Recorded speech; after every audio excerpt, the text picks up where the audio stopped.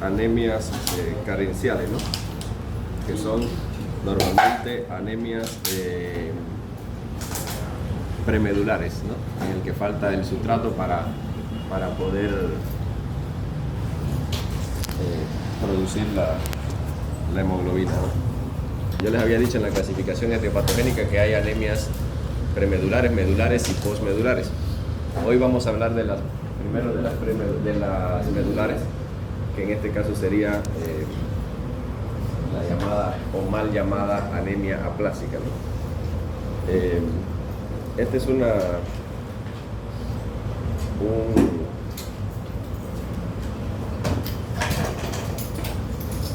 más que una enfermedad, es un grupo de enfermedades en el cual tienen en común que la médula, a pesar de que tiene los sustratos, no es capaz de producir la hemoglobina, ¿no? Es decir, la fábrica no funciona.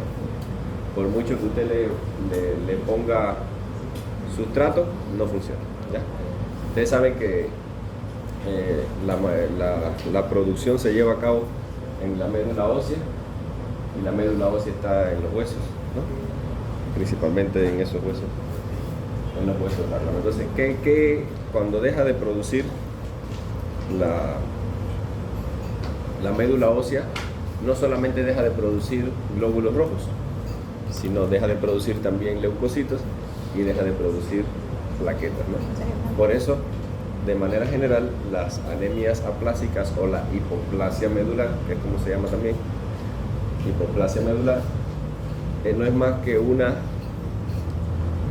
pancitopenia periférica, es decir, no hay ni leucocitos, ni plaquetas, ni glóbulos rojos, y si los hay, es muy poco, y hay una hipocelularidad medular, ¿ya? Ese es el concepto, ¿no? Es una pancitopenia periférica con una hipocelularidad medular. A diferencia de las otras anemias, en esta, a pesar de que hay muchas pruebas y ha ido aumentando mucho el conocimiento acerca de este tema, todavía puede ser útil el aspirado medular, ¿no? Funcionar la médula y hacer el aspirado medular. Histológicamente, a pesar de que hay criterios que veremos más adelante, que hay criterios de Kamita o de Kamita, como ustedes le quieran decir, se considera que una médula está hipocelular cuando tiene menos del 25% de lo que se estima para un paciente de acuerdo a su edad. Y la médula se convierte en esto, no deja de ser esta médula con todas estas características para convertirse en una médula endamero, en el cual se infiltra la médula de grasa y da esta imagen, ¿no?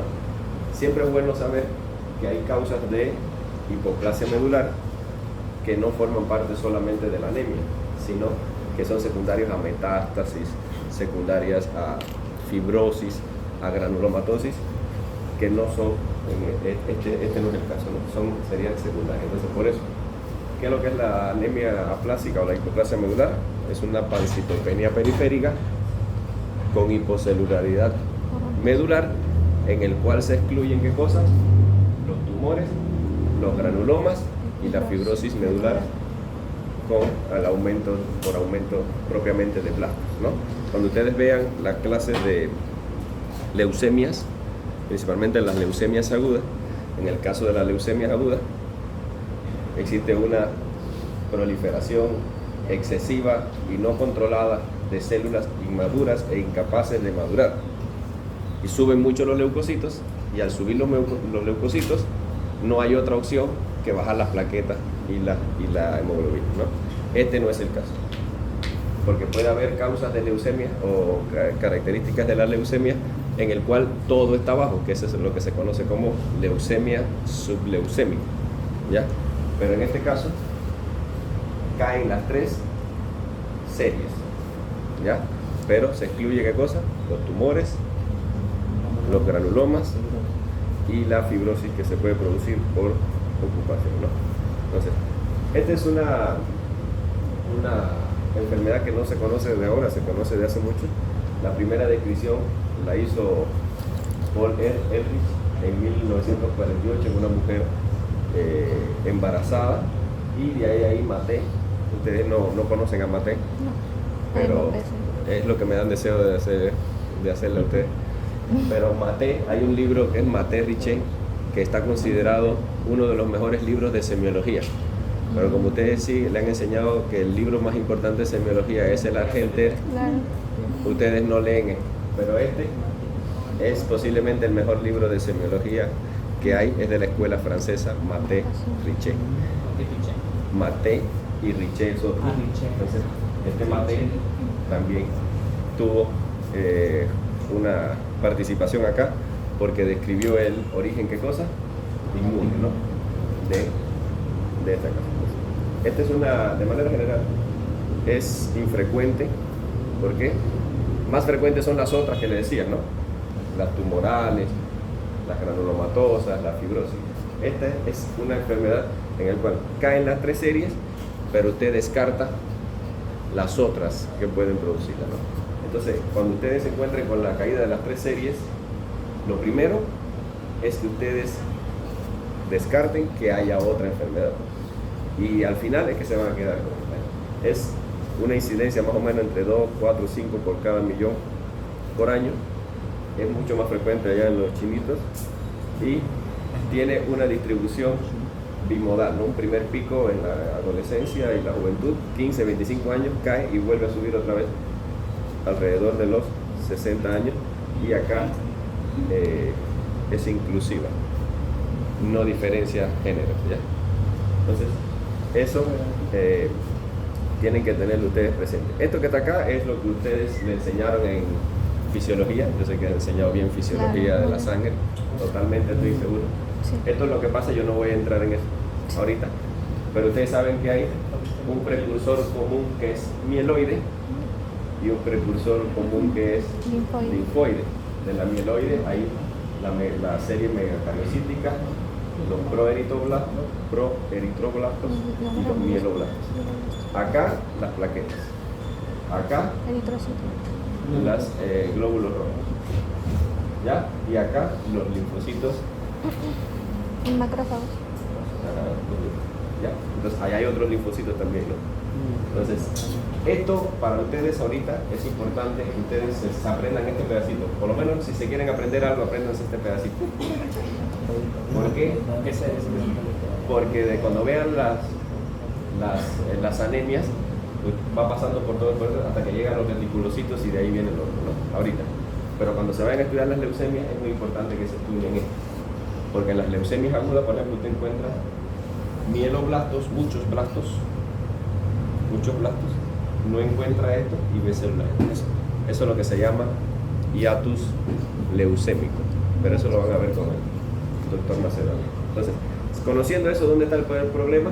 Hay mutaciones allí en la célula madre, esta multituti o pluripotencial, como ustedes quieran decir.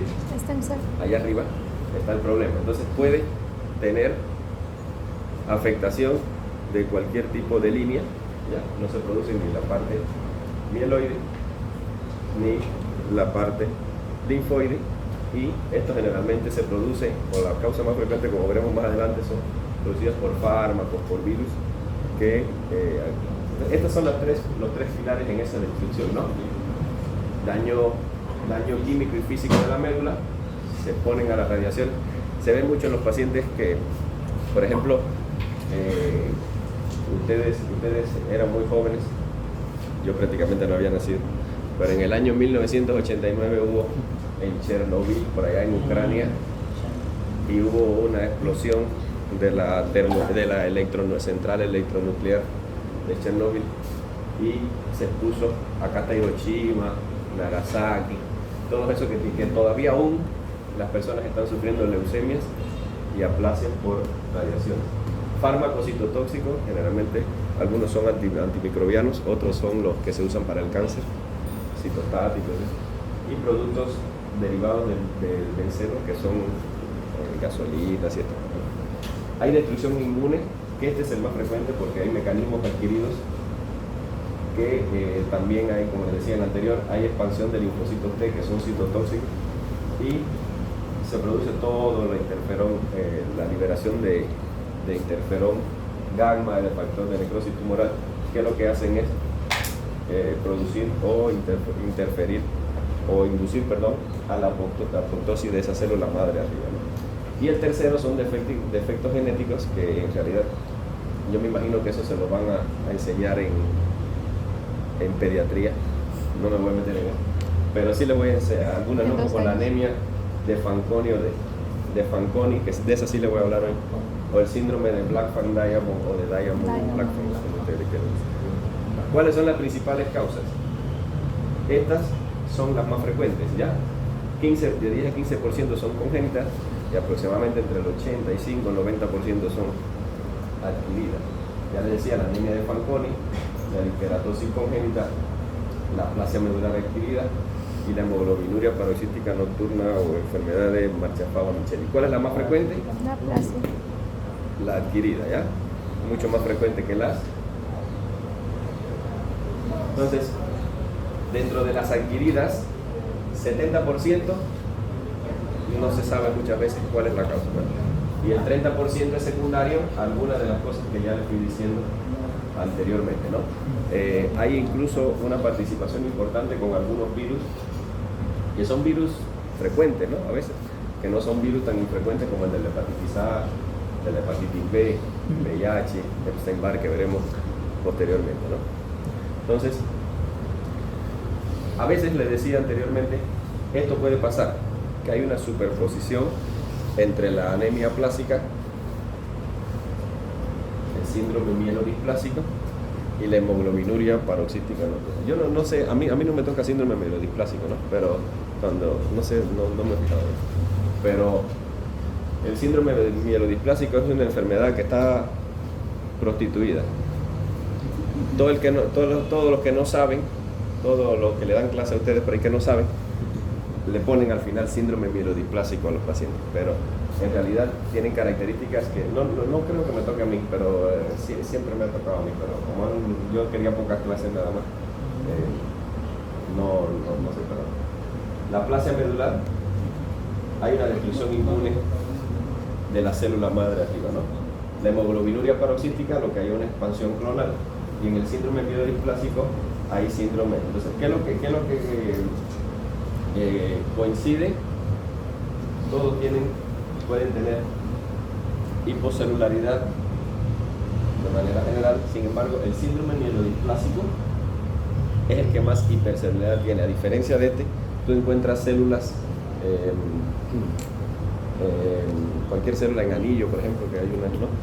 Anemia con células en anillo, y sin embargo cuando le haces el aspirado medular, le funciona y le haces el aspirado medular, acabas de encontrar hipercelularidad. Entonces, ¿qué es lo único que coincide? Que hay un fallo del microambiente a través de un estrés. Entonces, esto sí conlleva a que por mucho que le pongas, por mucho que le indiques hierro o lo que sea, no funciona. No funciona, ¿no? Ese es el tema. Esto les decía que eran los criterios, como ustedes le quieran decir, camita, como ustedes quieran, que evita, que te clasifica de acuerdo al grado de severidad y en dependencia de la celularidad y los criterios periféricos. Recuérdense, ¿cuál es el concepto de la aplasia medular? Pancitopenia periférica, hipocelularidad medular. Eso que no se les olvide nunca. En el caso de la anemia plásica moderada, la celularidad está por debajo del 50%, si es grave está por debajo del 25%, y acá ya prácticamente en la muy grave es acelular, ¿ya? En el caso de los criterios periféricos, todos tienen citopenia, pero no cumple con estos criterios. En el otro, los neutrófilos, hay una neutropenia, ¿no? Neutropenia se llama, ¿no? Sí, cuando bajan los neutrófilos se llama neutropenia. ¿Cómo te dije? ¿Qué te mandé a buscar para que me dijera lo de los neutrófilos? Acuérdense que lo que peor yo tengo en mi vida es mi buena memoria, no se me olvida. Y te dije que te iba a pagar si me decía cómo se llamaba. Ese día lo sabía. Ese día no lo sabía, ese día lo buscaste acá. Sí, pero No, pero te dije, porque esto es importante que ustedes sepan la cantidad de lóbulos que tiene un neutrófilo. 5. Los neutrófilos tienen entre 2 y 5. Si tiene más de 5 tiene un nombre, si tiene menos de 2 tiene otro. Menos de 2 en blanco. ¿Ya? Entonces, neutropenia, trombocitopenia severa menos de 20, de 20.000 y una hiporreticulocitosis, que bueno, veremos más adelante. Y en el caso de la muy grave, todos los criterios anteriores, pero ya los neutrófilos están, hay una neutropenia menor de 200 por... Entonces, ¿cuál es el diagnóstico? Así voy a hacerle fácil. Recuérdense que hay el síndrome anémico, ¿no? Ya lo habíamos visto. De más de 5 lóbulos, me preguntaba. ¿Ah? El neutrófilo de más de 5 lóbulos. Hipersegmentación nuclear. Sí, pero ¿cómo se llama? Eso. Síndrome anémico tiene lo mismo que tienen todas las anemias, pero si cae la serie blanca y las plaquetas, tiene que tener manifestaciones de los tres. Manifestaciones de la anemia, tiene síndrome purpúrico porque las plaquetas han caído, ¿no? Que es la hemostasia primaria, que esa es una de las clases que les voy a dar. Y hay un riesgo mayor de ¿qué? De infecciones, porque los leucocitos y los neutrófilos están bajos, ¿no? Entonces puede tener afta, puede tener fiebre prolongada, puede tener infecciones oportunistas que normalmente no se ven. Entonces, cuando ustedes vean un paciente así, piensen rápidamente en esto porque son las principales características. Pero tiene una cosa importante, que no tiene ni ganglios, ni tiene vaso. Es decir, digo que no tiene ganglios es que no tiene adenomegalias y no tiene esplenomegalia. Adenopatía es la enfermedad de los ganglios. Adenomegalia es el crecimiento, ¿no? Entonces, el diagnóstico de laboratorio, aspirado medular, por ejemplo, a mí siempre me pareció más cómodo, yo hago aspirado medular acá. Sí, ya. Pero también se puede hacer en la cadera, el coxis, donde ustedes quieran, pero en esos dos principalmente, tú aspiras, extiendes y ese aspirado medular te va a dar algunas características, ¿no? Ya, primero que las células están, ¿qué cosa? Disminuidas. Le dije que había una hipocelularidad medular. Segundo, el resto de la otra serie pueden estar aumentados y no hay hematopoiesis como le quieran, o hemopoiesis. ¿Qué quiere decir eso? Que las células no son deformes. Eso es lo que pasa ¿dónde? En el síndrome mielodisplásico. Cuando den síndrome mielodisplásico van a ver que ese sí tiene deformidades a nivel de las células, ¿ya? No hay aumento de blastos, que donde le dije que se había blastos, en las leucemias, ¿no? Y esto es lo que pasa, que le enseñé en la primera diapositiva, que la médula está en forma de damero, que tiene muchas grasas, es decir, más bien se convierte en un gordito, ¿no? Un gordito. Entonces, pocas células, mucha grasa. No te estoy mirando a ti. Tú eres que te estás riendo solo. Sí, eso lo vi, ¿Ya? Entonces el 25, es decir, la hipocelularidad, como les dije, es menos del 25% de lo que corresponde paralela y el resto es grasa. El diagnóstico de laboratorio. Miren, esto uno tiene que tenerlo en cuenta. Primero, ¿qué es lo que va a encontrar en el hemograma? Anemia, leucopenia y trombocitopenia, ¿no? Eso es lo que uno va a encontrar. Ya, las tres. La anemia inicialmente es normocítica normocrómica, pero puede llegar a ser macrocítica como respuesta a la misma estimulación. El conteo reticulocito, ¿cómo va a estar? Bajo, es A o hiporregenerativa. ¿Cuáles son las únicas que les dije que eran regenerativas? ¿Cuáles son? ¿Cuáles son? Les he dicho en la primera clase, después se lo pongo en el examen y lo desapruebo. Las que son postmedulares. Hemolíticas, hemorrágicas. Ya, las hemorrágicas y las hemolíticas. Después no digan, yo les digo el examen y después ustedes no aprueban igual. Ya, entonces, estas son las características de la anemia. Anemia normocítica normocrómica, microcítica hipocrómica, macrocítica normocrómica, vamos a decir así. Las normocíticas normocrómicas, usted le va a hacer conteo de reticulocitos. Si el conteo de reticulocitos es alto, generalmente es, ¿qué cosa? hemolíticas o hemorrágicas. Si es bajo, va aspirado medular. El aspirado medular, si es anormal, va a ser ¿qué cosa? Si es hipocelular es una anemia plástica y si es hipercelular es un síndrome mielodisplásico. Y si es normal, ahí es donde está lo que tiene Natalia. Enfermedades endocrinas, enfermedades inmunes, enfermedades renales, ya, ese puede ser. Entonces, y el resto ya ustedes lo logran posteriormente, ¿no? Entonces, eso es lo primero, ¿ya? La LDH, a diferencia de las que veremos posteriormente, están aumentadas y más o menos lo que van a hacer, ¿ya? Le hacemos, esto fue lo que les resumí allí. Si está patológica, se puede ver en estas cosas siempre y cuando tenga esplenomegalia. Pero si no tiene esplenomegalia, hay que pensar en anemia plástica. Recuérdense que le dije, ¿cuál es la clínica? Anemia, sangrado y tendencia a las infecciones, porque están las tres. Pero en ausencia de ganglios y vasos. Si tiene ganglios y vasos, ya usted acá, de este lado, no va a mirar. Usted va a mirar al lado de allá. Y por eso, si tiene reticulocitos, acá no es. Porque eso se ve, ¿qué cosa? En las anemias hemolíticas. Y si no tiene, si los reticulocitos si está aumentado, pudiera ser una anemia megaloblástica, una mielodisplasia, pero ya lo vemos, ¿ya? Entonces, cuando usted sospeche que el paciente no tiene ni granulomatosis, ni fibrosis, ni tumor, ni tiene vaso, ni tiene ganglio, le mete el punzonazo, ¿ya? Acá no, cuando yo llegué acá no hacía nadie, yo me imagino que ahora hagan menos, porque ya la gente no hace eso, ¿ya? Entonces, el tratamiento, el primero, es mejorar toda la citopenia para que el paciente un poco mejora. Acá esto ha ido creciendo mucho y en realidad la idea es llegar a los trasplantes, ¿ya? Entonces, a estos pacientes no se les puede hacer las bobadas que están haciendo con Natalia. ¿Por qué? Porque si tú vas a trasplantar a un paciente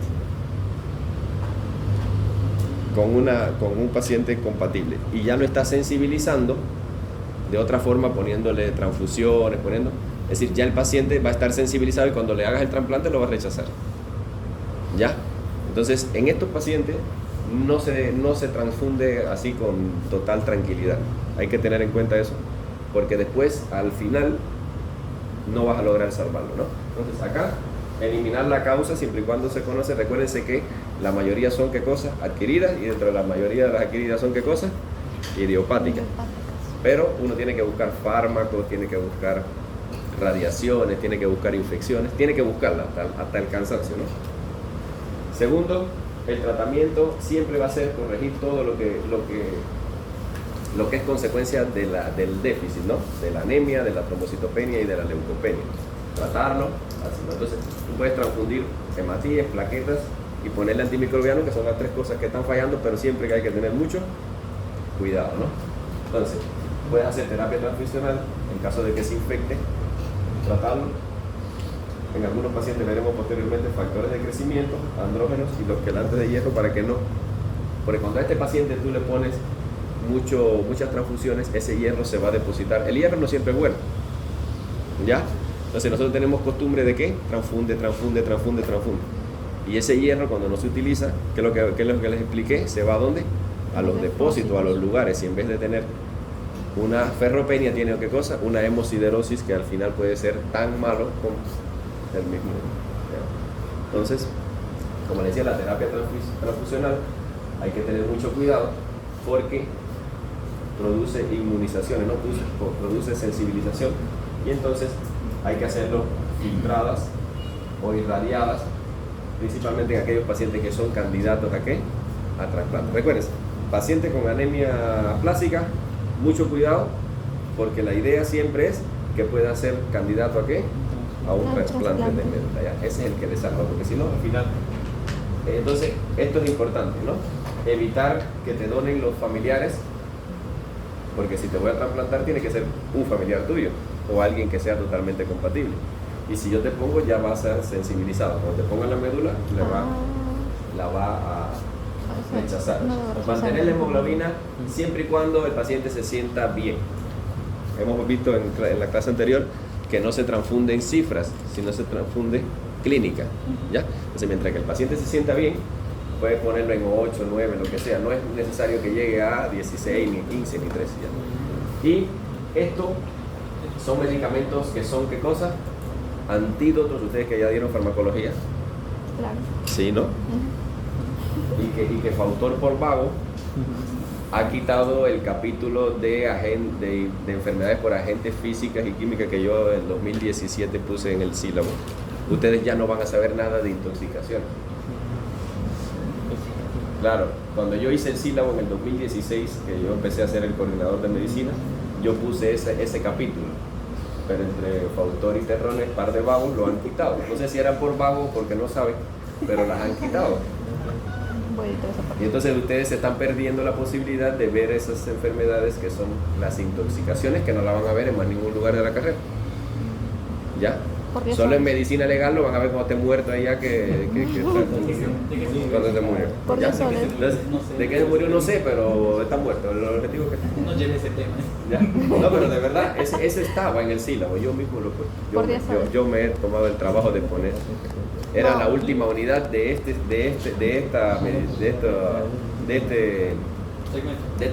ciclo, de estas. ¿Ya? Entonces, estos son quelantes o pacientes o antídotos del hierro, ¿ya? Entonces tú le pones para un poco, vamos a decir, quelar el hierro y evitar que se incluya en los depósitos donde no es, ¿no? Entonces, eso sí se utiliza cuando la ferritina está por encima de 1000. Las plaquetas, tú puedes hacer transfusión cuando tenga menos de 10.000 o 20.000, o en caso de que tú le vayas a hacer específicamente una operación o un procedimiento que se ponga en riesgo el paciente, ¿ya? Entonces, esto siempre hay que tener cuidado porque, como les dije, el objetivo final, ¿cuál es? Trasplantar. Entonces, siempre cualquier tipo de transfusión puede llevar a eso. Entonces, ¿qué es lo que se recomienda siempre con el tratamiento inmunosupresor? Es no empezarlo hasta 2 o 3 semanas después de haber hecho el diagnóstico. ¿Por qué? Porque hay algunas que tienen una evolución espontánea hacia la normalidad o te permiten, de cierta forma, buscar otra causa de las que les dije, ¿no? Leucemia, síndrome mielodisplásico, infiltración. Entonces, el tratamiento siempre de elección de la inmunosupresión es en los pacientes mayores de 40 años que tienen anemia, aplasia medular adquirida con criterios de camitad grave o muy grave, y en aquellos pacientes que tienen menos de 40 pero que no dispongan de un donante, vamos a decir, de un donador, ¿ya? De un donador. Entonces el resto, acá está la globina antitimocítica, y esto no lo voy a meter mucho en la cabeza porque si no se aprenden lo que es básico, menos se van a aprender esta cosa. Entonces no quiero meter. Entonces, pero sí tengan en cuenta que cuando ustedes encuentren un paciente, lo tengan, hacen lo que siempre yo les he dicho: llamen a un médico. Claro. ¿Ya? Cuando ya más o menos tengan la idea, llamen a un médico. Porque dice Le Luthier, ¿han oído ustedes esos cómicos Le Luthier? Que son unos argentinos, un grupo, que dice: lo importante no es saber, sino tener el teléfono del que sabe. ¿Ya? Entonces ustedes, cuando lleguen a este momento, lo mandan. Le llamamos, doctor. ¿Ya? No contesta. Me llaman, si quieren. Y no contesta. Conteste otra cosa. Te contesto otra cosa, pero me llaman. Porque no me llamen por gusto. Porque yo les voy a empezar a preguntar: dime la fisiopatología. No sé, estudia. Ya. lo importante. Entonces, como mismo hemos visto criterio de respuesta en la anemia ferropénica, que ¿cuál eran? A ver, criterio de respuesta en las anemias ferropénicas. Yo le estoy repasando la clase anterior. Yo creo que el único que se da tiempo para eso soy yo. En la anterior. Les he dicho, no sea que se lo pongan en el examen. Uno es una crisis reticulocitaria que aparece al 7º día. El incremento de 1 gramo de hemoglobina. La mejoría de los síntomas. Le he dicho, se lo he puesto allí, allá, así igualito que esto. Igualito que esto se lo he puesto. Entonces, ¿cuáles son los criterios de respuesta? Que la hemoglobina suba por encima de 10, que los reticulocitos mejoren, que el tema de los neutrófilos, es decir, el recuento de neutrófilos esté por encima de 1500 y las plaquetas por encima de 100.000. ¿Ya? No se estresen mucho con las plaquetas, porque las plaquetas por encima de 50.000 no sangra a nadie. ¿Ya? Entonces nosotros somos medio aturdidos con eso y queremos tener miedo a las plaquetas, y las plaquetas no tienen. Entonces, una respuesta parcial, que la hemoglobina esté por encima de 8 y el recuento de neutrófilos por encima de 500, que las plaquetas suban por encima de 20.000, que no requiera transfusiones, y si no tiene respuesta es porque no cumple ni la completa ni la parcial, ¿no? Entonces, esto es lo que les decía, trasplante de médula ósea. Generalmente hay un donante, hay un receptor, que tienen que ser compatibles en todo. Este es el que yo te decía, Mauro. Mate. Mate. Ya. ¿Quién encontré el libro? Es un libro así de este grueso. Encontré su foto, no encontré el libro. El libro es así. Por lo menos el que yo tengo original en mi casa. Así, mira, así de este. Mira, ese es el que se Así es. Yo le he traído desde Cuba así nomás. No. Entonces, el trasplante sí cura la plasia.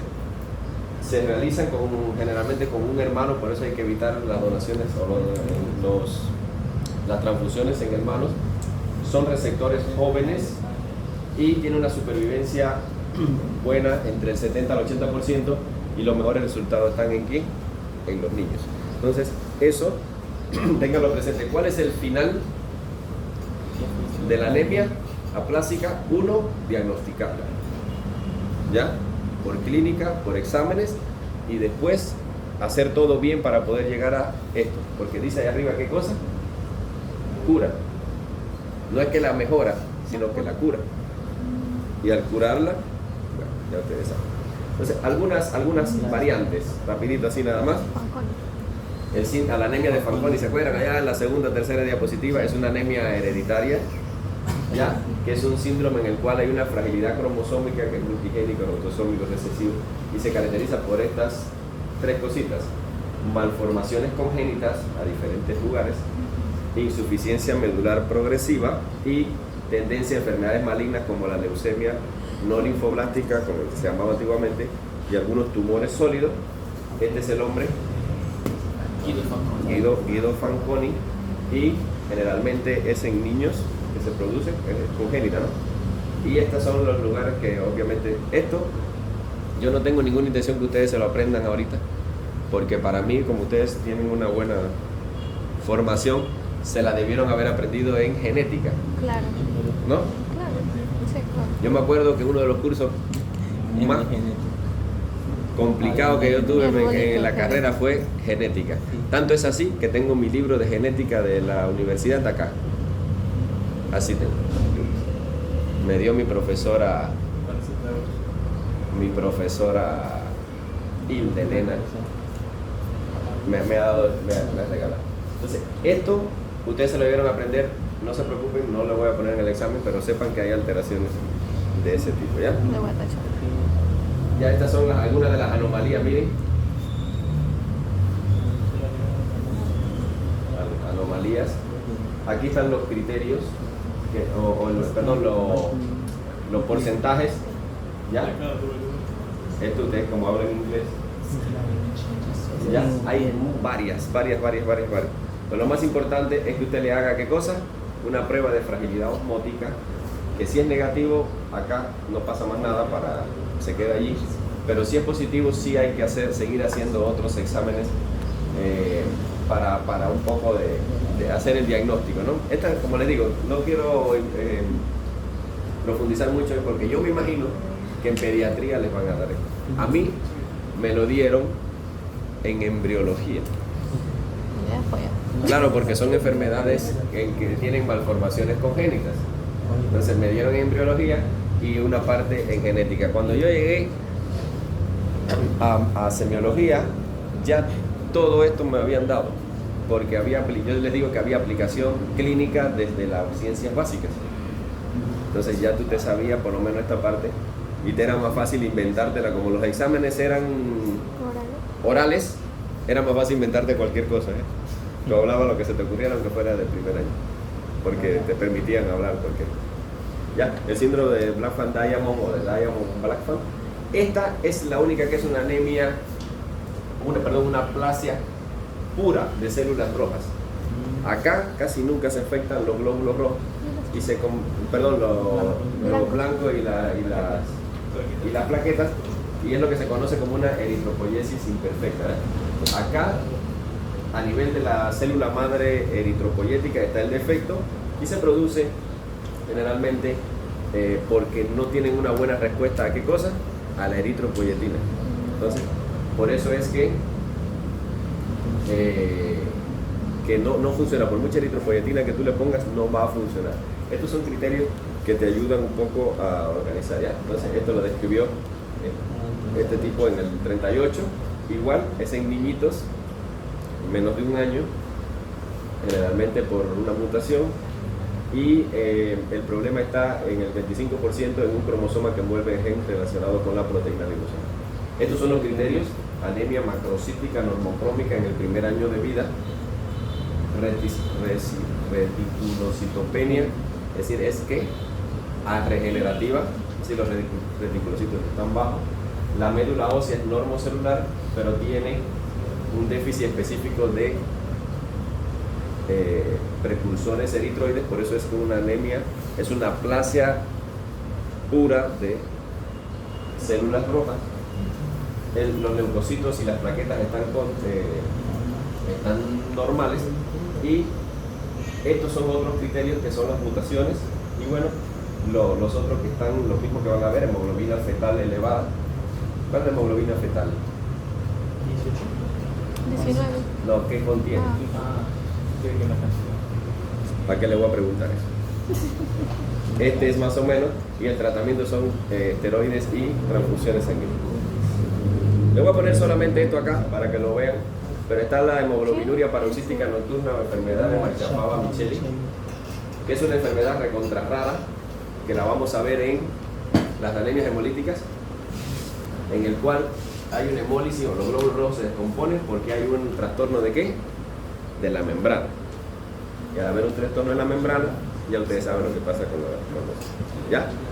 Yo recuerdo esta enfermedad con mucho cariño, porque uno de mis profesores de medicina nos daba con eso siempre. Por eso me sé que se llama enfermedad de Marchapava-Michelli.